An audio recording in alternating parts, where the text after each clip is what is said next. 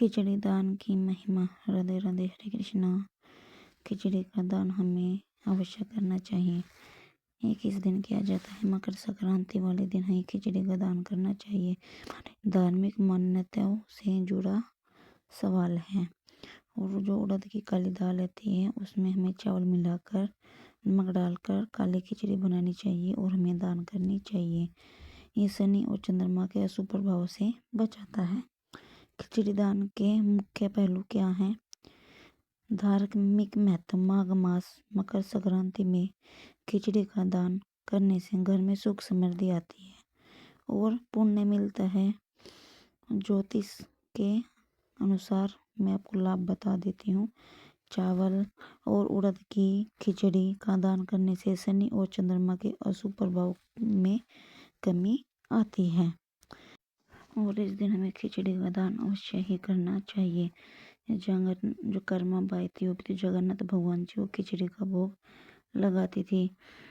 तब भी आते थे जगन्नाथ भगवान जी, तो कर्मा बाई से कहते थे खिचड़ी का बताते थे कि कर्मा बाई के जगन्नाथ भगवान जी को खिचड़ी का भोग लगाया जाता है। जब भी कर्मा बाई खिचड़ी ही बनाती थी तो हमारे जो जगन्नाथ भगवान जी उनको भोग लगाती थी।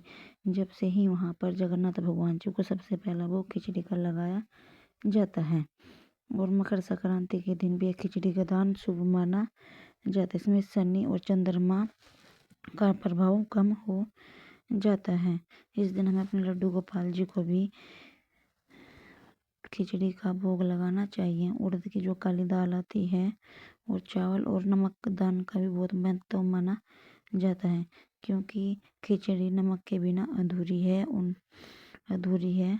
इसलिए हमें नमक का दान भी अवश्य ही करना चाहिए। इस दिन हमें ज़रूरतमंदों की सेवा करनी चाहिए। ज़रूरतमंदों को हमें चावल, दाल, चीनी, तिल, जूते, चप्पल इत्यादि हमें दान करने चाहिए।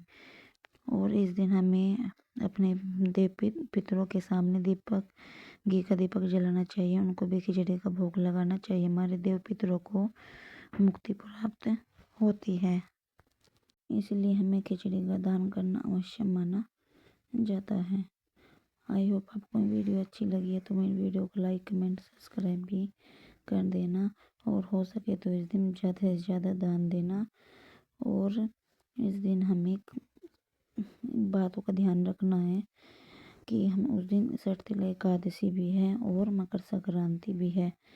हमें दान देना भी आवश्यक है, क्योंकि दान के बिना एकादशी भी नहीं लगती है और इस दिन चावल का दान करना अवश्य ही माना जाता है।